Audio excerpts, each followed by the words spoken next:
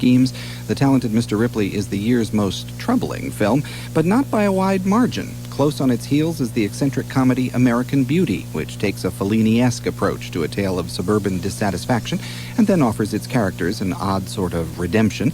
Redemption is also the theme of Paul Thomas Anderson's exquisitely convoluted drama Magnolia, which explores a single day in the life of a dozen Los Angeles residents, always with one eye firmly on the edge of showbiz milieu in which they live. I know this sounds silly, and I know that I might sound ridiculous, like this is the scene of the movie where the guy's trying to get a hold of the long-lost son, you know, but this is that scene. This is that scene. And I think they have those scenes in movies because they're true, you know, because they really happen. And you gotta believe me, this is really happening. Magnolia is the fifth of the top 10 movies of 1999. 3 of the year's remaining Best Pictures were made in foreign languages, and another one might as well have been. From France came Autumn Tale, a thoughtful rumination on love in middle age that director Eric Romer developed around actors who have been working with him for decades. Lebanon sent us a coming-of-age story called West Beirut about 2 Arab boys and a Christian girl and how they cope when their society splits in two. And from Spain came the raucous tragicomedy All About My Mother, with a story about a grieving mom, a flamboyant actress, a sweet transvestite, and a pregnant HIV-positive nun, a combination that only Pedro Almodovar could milk so successfully for both laughs and tears. And then there was a film made in English, but with accents so thick it had to be released in the U.S. with subtitles. My Name is Joe, a shattering tale about an unemployed alcoholic who falls in love with a social worker after volunteering to put up her wallpaper. Can I ask you a personal question? How long have you been running about with all this wallpaper in your boot? A couple of days. Excuse me? Right, 2 weeks. Is this a survey? Yeah. Give me my phone number, and I'll tell you what, I'll do the whole caboodle in one weekend. What do you say? Thicker even than the accents in My Name is Joe was the web of intrigue that surrounded a tobacco whistleblower in the final top film of the year. Michael Mann's expertly wrought expose, The Insider, laid out the dilemma facing a scientist who's justifiably nervous about what could happen if he tells what he knows to the TV show 60 Minutes. Well, maybe for the audience it's just voyeurism, something to do on a Sunday night, and maybe it won't change a thing. And people like myself and my family are left hung out to dry, used up, broke, alone. Are you talking to me, or did somebody else just walk in here? I never assumed any of that. No, don't evade a choice you got to make by questioning my reputation or 60 Minutes with its cheap skepticism. I have to put my Al Pacino is so good in The Insider, he almost makes you forgive him for delivering those dreadful pep talks in the overblown Any Given Sunday. 10 is an arbitrary number, so let's keep going. Also terrific were a quartet of social comedies, Election, which turned a high school student council race into a hilarious metaphor for American politics, An Ideal Husband, Oscar Wilde's witty riff on domestic bliss, Cookie's Fortune, Robert Altman's portrait of Southern fried eccentricity, and Cradle Will Rock, a rip-roaring satire about government censorship in the 1930s. The Winslow Boy and The Hurricane, a couple of old-fashioned real-life dramas about justice, also stick in the memory, as do such less conventional tales as The Straight Story, about a man who travels hundreds of miles on a lawnmower, Children of Heaven, about an Iranian brother and sister so poor they must share a pair of shoes, and Lovers on the Bridge, an intimate 3-character romance that became the most expensive French film ever made when its director insisted on recreating several life-size blocks of Paris on a set 100 kilometers away. That's nearly a second top 10, testimony to what has been a surprisingly imaginative and intriguing cinematic finale for the 1900s. Yes, there was still big-budget drivel topping the box office charts, but you didn't have to look quite so hard for something worthwhile in 1999. Hang on to that thought as we march bravely into 2000, a year that will bring us Rugrats 2, Scream 3, and the Flintstones in Viva Rock Vegas. I'm Bob Mondello.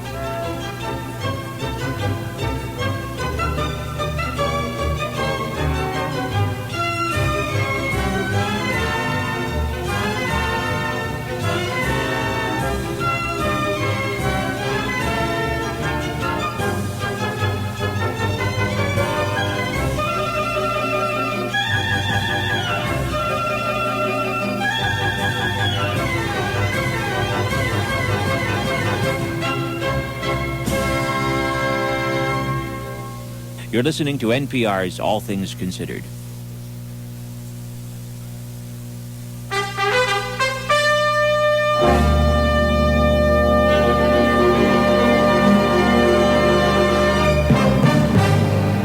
Good evening. I'm Margaret Warner. Jim Lehrer is on vacation. On the NewsHour tonight, Paul Salmon looks at the year's surge in technology stocks. Two experts explain efforts to avoid a nuclear weapons disaster during the Y2K date change. Mike James reports on how technology is changing the lives of the disabled. Historians Doris Kearns-Goodwin, Michael Beschloss, Haynes Johnson, and Richard Norton Smith discuss the significant events of the past year. Richard Rodriguez has our Millennium Essay, and Robert Pinsky offers a poem for a special New Year. It all follows our summary of the news this Thursday. Suppose there was a pill to help prevent heart disease and premature aging. There already is. Natural vitamin E.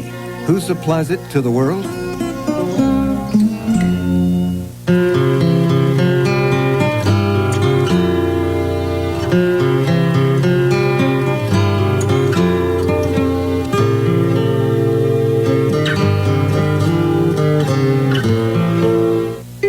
And by the Corporation for Public Broadcasting. This program was also made possible by contributions to your PBS station from viewers like you. Thank you. A gunman opened fire at a hotel in Tampa, Florida this afternoon, killing 5 people. Police say 3 of the victims were gunned down in the hotel lobby and another died by the pool. A 5th was killed as the gunman stole the victim's car and tried to get away. At least 3 other people were wounded. Police have a suspect in custody. They say he and 4 of his victims were hotel workers. The hotel was packed with fans for a New Year's Day bowl game between Purdue and Georgia. Federal prosecutors said today that 2 people arrested recently at separate points along the Canadian border are linked to the same Algerian extremist group. Prosecutors in Vermont said a Canadian woman arrested there had clear ties to the same organization as Ahmed Ressam, an Algerian arrested near Seattle, Washington, carrying bomb-making materials. At the request of government lawyers, a federal magistrate today ordered the woman held without bail. The Indian Airlines hijacking standoff is now in its 6th day, with the plane sitting on an airport tarmac in Kandahar, Afghanistan. We have this report from Kevin Dunn of Independent Television News. In what may be a further sign that the Afghan authorities are losing patience with the hijackers, scores of Taliban fighters were deployed around the Indian Airlines Airbus. A spokesman for the Taliban denied they were preparing to storm the aircraft, but the move was clearly aimed at increasing pressure on the Kashmiri extremists, who have been holding more than 150 people hostage for almost a week. One passenger was briefly released by the hijackers for medical treatment, but was later returned to the plane. But continuing negotiations by Indian diplomats gave United Nations officials cause for cautious optimism. I hope that everybody can keep his cool, because it's I think it may come to a point where it may lead to a good development, and then it's very important that everybody keeps using common sense and keeps a cool head, of course. The UN has dispatched food supplies for the hostages on board the aircraft, where conditions after 6 days are said to be almost unbearable. On Wall Street today, the Dow Jones Industrial Average closed down 31 points at 11,452. The NASDAQ index was down 4 at 4,036. It closed above 4,000 for the first time yesterday. We'll have more on this year in the markets right after the news summary. Former Beatles guitarist George Harrison and his wife were attacked this morning by a man who broke into their home outside London. The 56-year-old musician was stabbed in the chest, but the knife missed a major artery. Harrison was in stable condition at a London hospital, and doctors said he should make a full recovery. His wife suffered superficial injuries. Police said the couple battled the intruder and finally overpowered him. A police official said the motive for the attack wasn't clear. There has been speculation that this was a burglary that went wrong. My own view at present, and it is dangerous for me, particularly dangerous for me to speculate, my own view is that it isn't a burglary that went wrong, that he probably came here on purpose. Another former Beatle, John Lennon, was shot dead outside his New York City apartment by an obsessive fan in December 1980. Tipper Gore does not have thyroid cancer. That's the word from her doctor. He said the lump removed from Mrs. Gore's thyroid gland this week was a benign tumor called a follicular adenoma, and that she probably won't require further treatment. That's it for the news summary tonight. Now it's on to surging tech stocks, watching over nuclear weapons, technology and the disabled, historians' views of 1999, and a Millennium essay and a Robert Pinsky poem.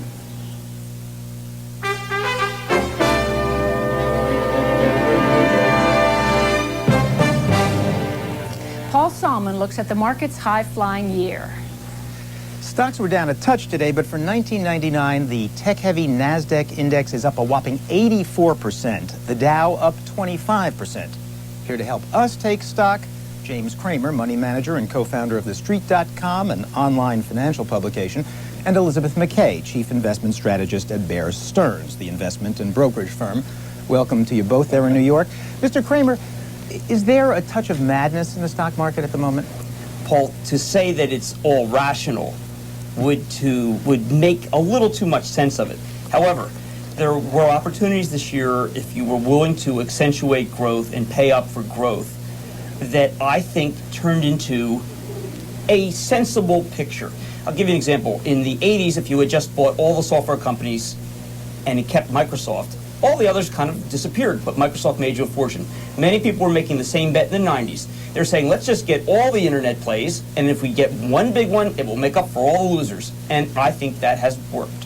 So, Ms. McKay, do you buy this argument? I mean, if you bought every internet company, I guess is the argument here, and one of them dominates the internet in the future, then you'll be okay because you'll have Microsoft of the 2000s or 2000.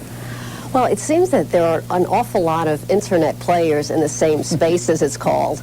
And I think the problem eventually may be one more of supply than demand. I don't think anyone would argue that the internet is not an amazing phenomenon, that it's changing society as well as the economy, as well as the way we do business.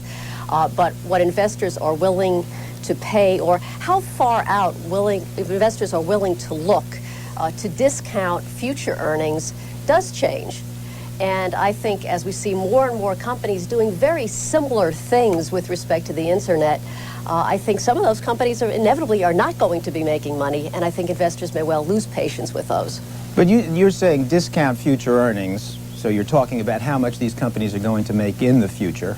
Right, anticipating that eventually they will make money. So let me ask Mr. Kramer, is that what investors now think? I mean, is the point that just like historically, you buy a stock because you have a share in the company, and so eventually it'll make profits and you'll share in the profits. Is that what's going on now? No, not at all.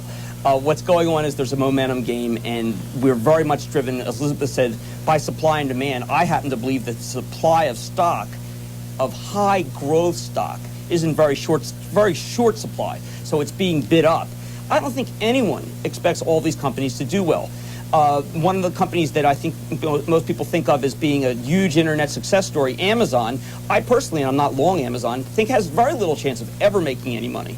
But people are paying for scale, for mass. These are venture capital words that basically mean betting on some world dominator out sometime in the future who will be able to monetize the eyeballs. Will it happen? I can't even bother to ask. My partners are asking me to make money.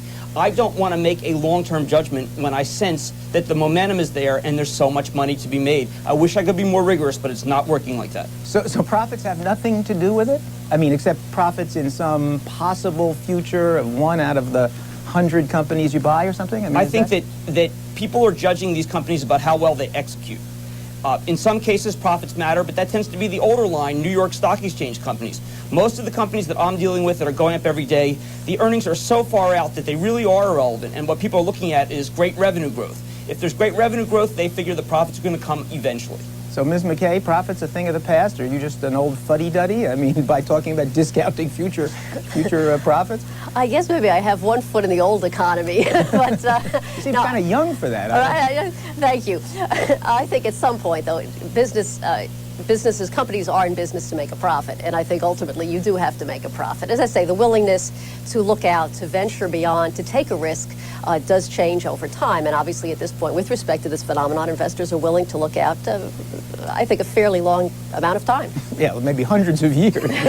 Perhaps in some cases. At this point. Mr. Kramer, every finance professor I know says the market is overvalued. I'm reading the clips and preparing for this, and the bubble is about to burst line comes time after time. What do you and people like you know that these so-called experts don't know? All right, first of all, is it a bubble? Perhaps there is a tremendous amount of money coming in chasing very few goods. Must it necessarily end? Let's look at the worst bubble of our lifetime, which is the Nikkei, the downturn from 1989, 10-year decline. It doesn't necessarily where everybody, blow up. I don't mean to interrupt, but where everybody was saying just what they're saying now. That is, it's obvious that stocks in the Japan market are overvalued. It's only a matter of time. We don't know when. So that's the analogy you're making here, right? Yes, and I'm saying, please, go ahead. Exactly, and I'm saying that I'm not going to dismiss that. If the Fed continues to, the Federal Reserve allows easy money, allows lots of buying on credit, we are going to have a Nikkei-like situation. There will still be much opportunity before that happens, though. I mean, we speak in terms of innings when we're traders.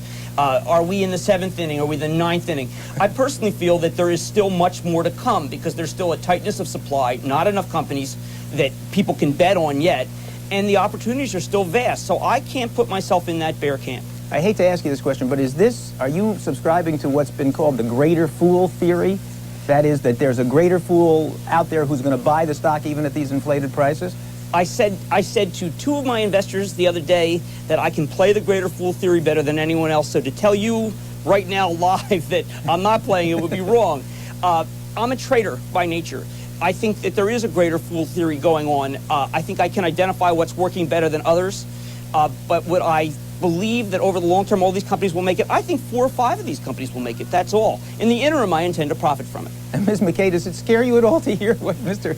Kramer's saying next to you there? No, I mean, Jim Cramer does this for a living. It's not the average person, though, watching this show, investing in a mutual fund or starting to pick some of their individual stocks is perhaps in a different circumstance. And the thing is, what becomes very difficult is, back in 1983, certainly personal computers changed the world. They debuted at that time, but that didn't mean that Compaq and Apple Computer didn't decline 70% from 1983 into 84. And they were the winners. And they didn't seem like winners if you were sitting there with the stocks down 70%. So it gets difficult in early stages of this kind of a phenomenon. So I think there may be a little more conservative ways perhaps to play the internet than just buying momentum at this point. Again, if that isn't your occupation. Is this largely a high-tech boom? I mean, the Dow is up 25, NASDAQ 84. Is that dominated by high-tech stocks? I mean, are all stocks doing really well in this past year? Actually, we've started to see, and I still hold out the hope that, in fact, the market may be starting to broaden out, that once we get past December 31st, and once, for professional investors, this performance period is passed, you might see some profit taking, and that's not a bear market in technology, but you might see some trimming of profits and seeing that money being put into some other areas of the market, more cyclical type stocks, other service type stocks that will also benefit from the very positive global economic trends that we think continue into 2000. But not all stocks have then gone up. I mean, it's been high-tech stocks. Right. In fact, in 1998, most stocks were down for the year, and until recently, most stocks in 1999 were down for the year. Okay, well, on that note, we'll leave it. Thanks both very much. And Happy New Year. Same to you. Thank you.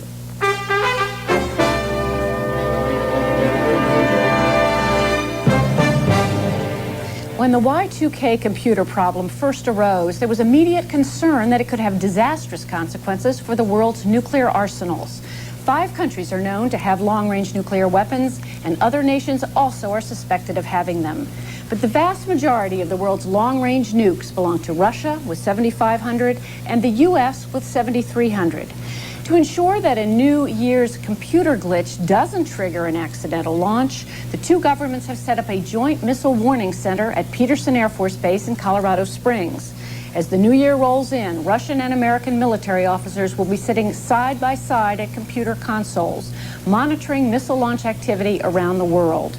For more on the potential dangers and what's been done to avoid them, we turn to Deputy Defense Secretary John Hamre and Bruce Blair, a former Air Force nuclear missile launch officer who's written widely about the command and control of nuclear weapons. He's now a senior fellow at the Brookings Institution. And Bruce Blair, sketch out for us, first of all, what is the scenario for a computer glitch causing some sort of an accidental launch? Well, it's hard to predict in advance, clearly.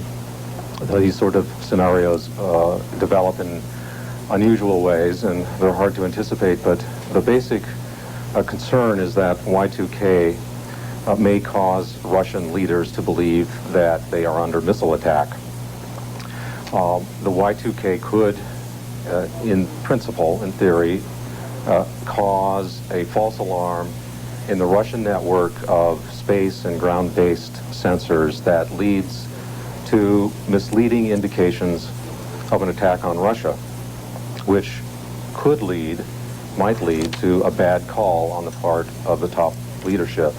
A situation like this actually occurred in 1995 when a Norwegian rocket, a weather rocket, was fired toward the North Pole and triggered a false alarm in the Russian early warning network that actually led to the notification of President Yeltsin and the activation of his famous nuclear suitcases and an emergency conference among himself and his top nuclear advisors that lasted about 8 minutes.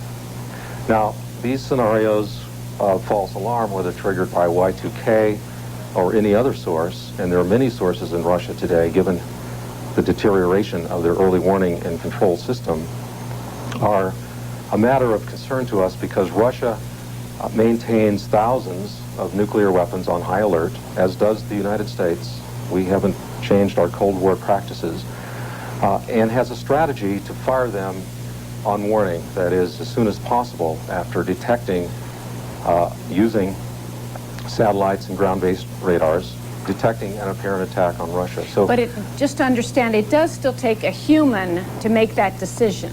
Yes, there are still humans in the loop, and there's, to my knowledge, and to the best of my analysis, there is absolutely no plausible scenario in which Y2K could cause a spontaneous launch of any missile. There are always humans in the loop on both the Russian and the U.S. side.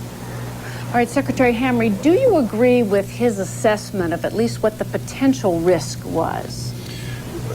Margaret, we've never felt that it was a significant risk that nuclear command and control system would misinterpret and all of a sudden conclude that the United States was attacking Russia. We have no intention to attack Russia. We've been very clear about that. We've invited them to come to sit at the early warning centers, and we don't think that it's at all plausible that their command and control system would generate false attack indications.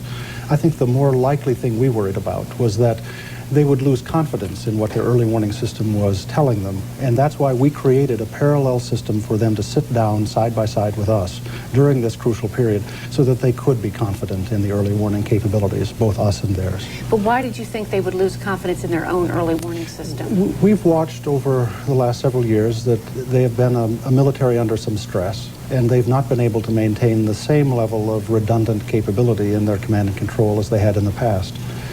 But I don't want you to conclude that they haven't got a solid command and control system. They do. Just 2 days ago, they launched a new early warning satellite. I mean, so they're going to be capable of positively controlling their nuclear arsenal. Mr. Blair, what's your assessment of how good their early warning system is and how much they've done in the way of work to make sure it's Y2K compliant? Could I just say, first of all, that it was actually Mr. Hamre who sounded the alarm and other Pentagon officials a year and a half ago about the potential for Y2K to cause false alarms in the Russian early warning network. And if he is as confident today as he sounds, then that must reflect perhaps some improvements in remediation on the Russian side of their problems. I've talked recently to Russians in Moscow and do not believe that the Russians have, in fact, solved all of these problems. They say that there are some practical problems in this area that remain. Furthermore, there was a false alarm in 1995. I just mentioned it. It's quite plausible that any source of problem in the Russian network could cause a false alarm, and unfortunately, their early warning system is a shambles. There are huge gaps in their radar coverage and declining performance across the board. The fact that they recently launched an early warning satellite merely reflects an effort to scramble to try to plug some of the gaps and get their system back up to speed. But it is in very sorry condition today. Okay, Secretary Hamre, now tell us how this center is going to work. What kind of information will really be coming in, and how do you expect the Russians there to use it? We'll be bringing into the center the same early warning information that our normal day-to-day watch stands receive from the early warning satellites and from the radars. They will see, frankly, nothing on the screens because we know that Russia won't be doing anything crazy that night, and we won't be doing anything ourselves. So I think they won't be seeing much of anything, and they'll be watching these monitors. But may I address the one issue that Dr. Blair brought up? The early warning information that comes from satellites or from radars is only one small part of a much broader context of indications and warning that both we and the Russians undertake on a day-to-day basis to understand what may be happening in each other's countries. And they will not see that we are launching or that we're raising the readiness standards of our bomber force, or we're putting more submarines to sea, or that there's unusual activity at our bases. None of that's going to be present to give them a sense of concern if they were all of a sudden to see a blank screen on a radar set. So there's a much broader context. I think we shouldn't misunderstand. What happened in 1985 actually was an evidence of this, 95 was an evidence of the strength of the broad system, not just the weakness of the early warning part of that system. Dr. Blair? I couldn't describe it as a strength when Russia came so close to the self-imposed deadline for reaching a decision on retaliation in 1995. It's true that there are many inputs into an assessment besides just this technical data from satellites and ground radar, but you must understand that the two sides do continue to maintain a nuclear posture that requires very, very rapid interpretation of this information. I was just out at Cheyenne Mountain in the Missile Warning Center yesterday, for example, and I was told that the duty officer there is expected, if not required, to render a decision about whether North America is under attack within about 3 minutes after the first report is delivered to him from a sensor. This is a very, very tight timeline. It's pressure-packed. It's full of emotion. The last two false alarms we experienced in the United States led to such poor performance by these crews that they were actually decertified immediately afterwards. So these timelines of decision and execution under the current postures of quick launch on both sides are just inherently dangerous, and they are the real problem. In fact, it's not Y2K or any other small or big problem in the early warning network. It's the fact that both sides continue to operate their nuclear forces as though the Cold War didn't end and remained poised to launch them at a moment's notice on a very short fuse. So, Secretary Hamre, is it possible that, given this very high alert that both sides are on, that, I mean, if Russian commanders are sitting in Moscow and they're getting a certain kind of information from their own early warning system, and it shows something, you're confident that they'll nonetheless believe the colonels that are sitting out in Colorado who say, hey, there's nothing? Well, Margaret, I need to say that the scenario that you're describing is one where if I could use an analogy, if there was a computer problem at the power company, how likely is it that the computer problem there would call your home and say there's a fire in your basement? It's most implausible that that would happen. That's the scenario that Dr. Blair is describing. This is not going to happen. He is really describing a concern that he has had for several years. He's led a cause for several years about the posture of both our forces in Russia and their nuclear forces. It's really unrelated to year 2000. I think the concerns of year 2000... Which he said as well. Yes, and it really is a different issue. It's a very fair public policy issue. We don't agree with him, but it's one that we ought to have a discussion about. But it's not related to year 2000. Year 2000, we're going to get through the night. It'll be just fine. All right, gentlemen, we'll have to leave it there, and we'll have that other discussion another time. Thanks, Dr. Blair and Secretary Hamre. Thank you.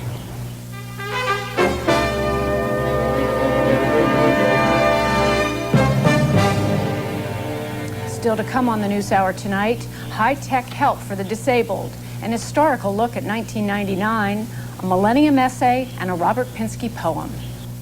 Next, a review of the year and to Terrence Smith.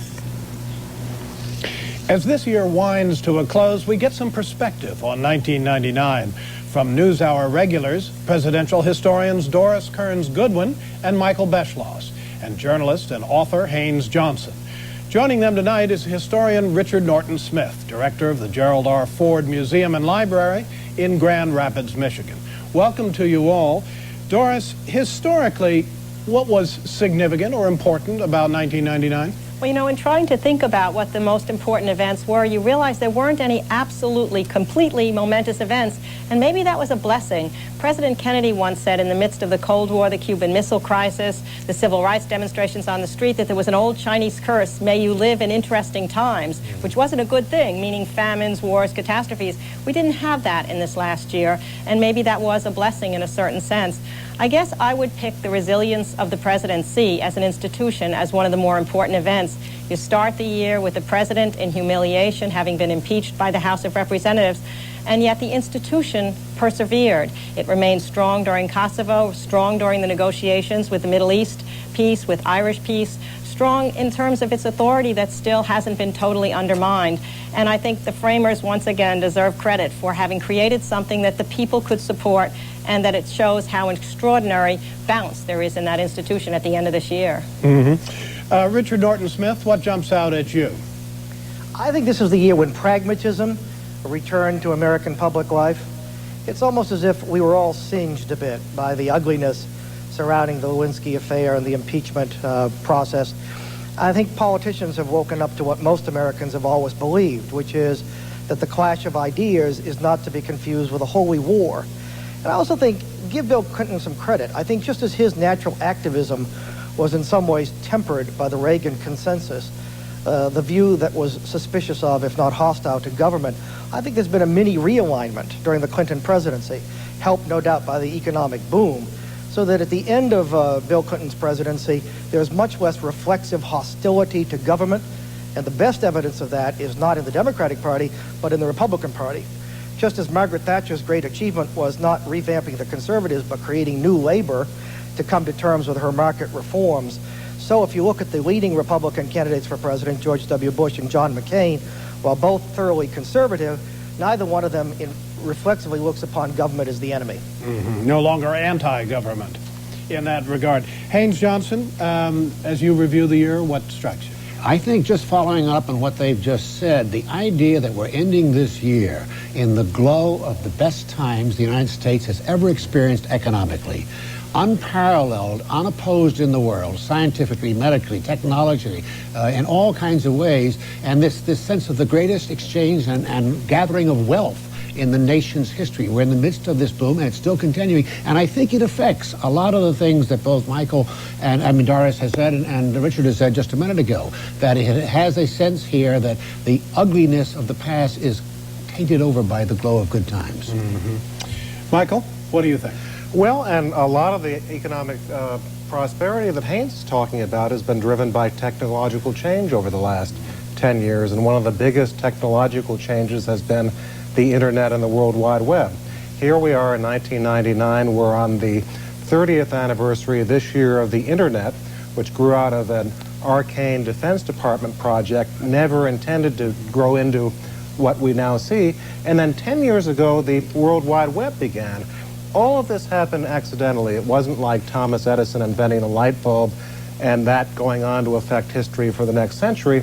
This was something that was designed to be something else, and suddenly has become this huge mechanism, as we're seeing very much this year, of not only information but also commerce. And it sort of led me to pause and think about the fact that there's enormous downside and upside. The upside, you can have libraries in every town, rich or poor, worldwide audiences for all sorts of wonderful ideas, but also worldwide audiences for the first time in human history for hate groups, other groups without a gatekeeper. And it puts a lot of burden on all of us, I think, and this is what we'll see in the next century, to begin to distinguish between what's reliable, what's not, what are good ideas and bad ideas, that tests us as a democracy. Doris Goodwin, Andy Kohut has a poll out from the Pew Research Center this week that says that the shooting at Columbine High School in Colorado was the story most closely followed by Americans this year. What does that say to you?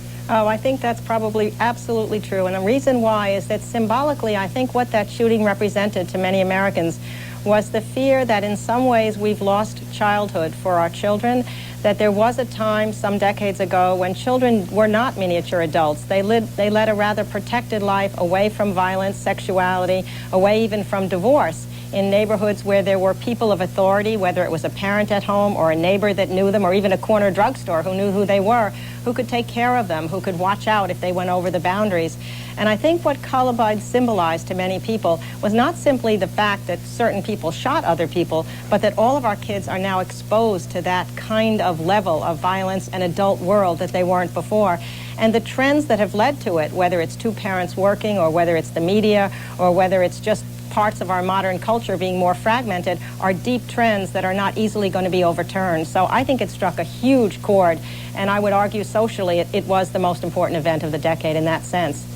It's the other side of the good times, because beneath all this roar of success are a lot of vulnerabilities in American life. We see it reflected in these things. We still have racism, we still have poverty, we still have and have-nots.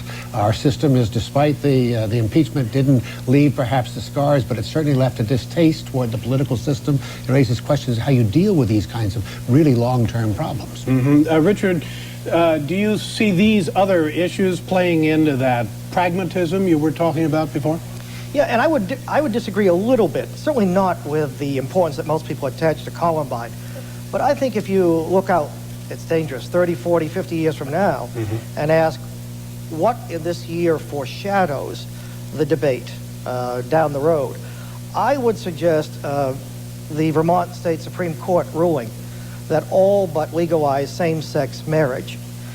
And what I would suggest is at the end of a century that has been about belatedly keeping promises that we made to ourselves at the beginning of the Republic. Remember, 100 years ago, people could not elect senators directly. Women couldn't vote. African Americans have been disenfranchised. This has been a century in which, too slow for some, too fast for others, America has in fact kept more of those promises.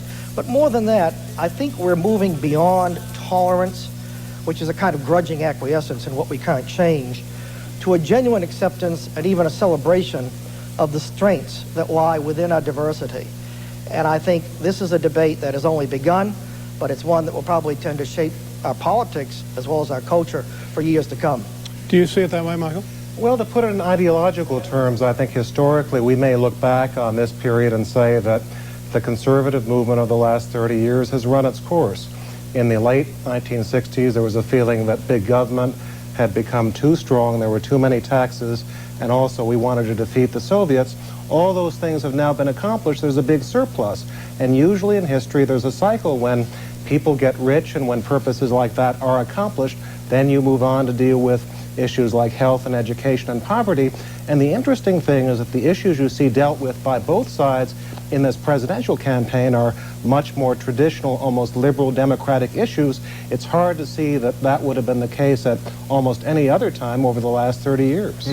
Doris, you said there were no, huge or central events, but there was, of course, a war in Kosovo.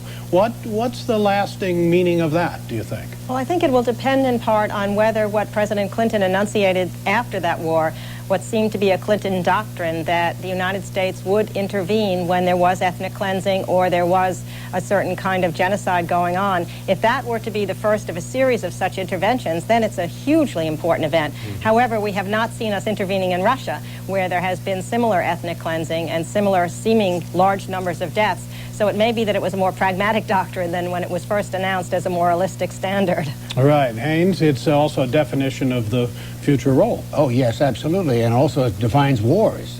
The idea you can have a technological war in which American planes and tanks, and now the ground doesn't affect it anymore. It's that technological ability to pinpoint weapons and nobody gets hurt in the air. And we have no casualties, but you win, and it breeds a great deal of hostility toward the United States, the great superpower. Mm-hmm. Richard, someone observed recently that the next century might be that of biology, if this was physics and chemistry before us.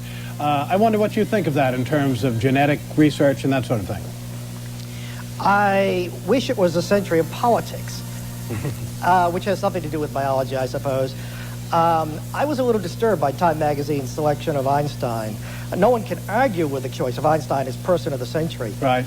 But what it really tells me is how relatively insignificant the political process has become. And statecraft in general seems to be to opinion leaders. I find that disturbing. Who would have been your person of the century, Michael? I would have chosen Winston Churchill. You would have chosen Churchill, and Michael? I would have. I like Franklin Roosevelt and Churchill, but I like the choice of Einstein. I think it was a little bit out of the ordinary and a little bit unexpected. But you know, on this idea of the differences that we're now seeing in science and genetic research and so forth, it really comes back to politics, because we as a people are going to have to make some very tough political decisions. Whom do you clone? How long do you extend the lives of people, and which lives are extended? And if we are checked out of politics, then those decisions are going to be made by small groups without consulting the American people. And in American history, that's usually proven to be pretty bad. Or Hey, Terry, we're on the verge of this stunning moment here where we're going to have diseases banished, genetically implanted things and we can create new forms, but we'll live longer. And the price, as Michael says, how do you pay for living to 150? How do you pay for health care? How do you pay for who lives and who doesn't, and who gets the advantages of technology? I think it's a scientific, technological era. Or think about in 1900, the average age was only 47, and it is now 77, 30 extra years. And futurists are now predicting we may live to 175 or 200 in the next century. Will you be married for 175 years to the same person? Will you have the same career for that whole period of time, going every day to the same job? It's mind-boggling. When you said about being married to the same person, I only wish Henny Youngman were part of our panel. We'll clone ourselves here. Exactly. All right, that'll take us into the new century. Thank you all very much. Thank you, Terry. Thanks.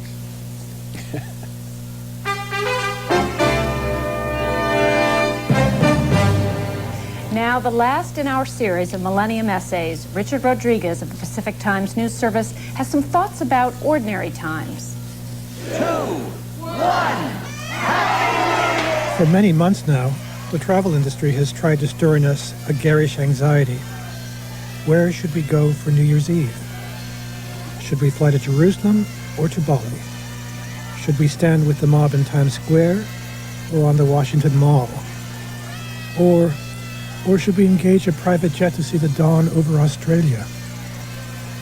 In truth, if I climbed up this hillside and viewed my city below at midnight stroke, there would be nothing exactly to see. No way certainly to mark one millennium passing. The frenzied desire to position oneself here, at this moment of history, only reminds me that we human beings do not easily live in history. We live more immediately, more intimately, within the Tuesdays and Thursdays of our lives.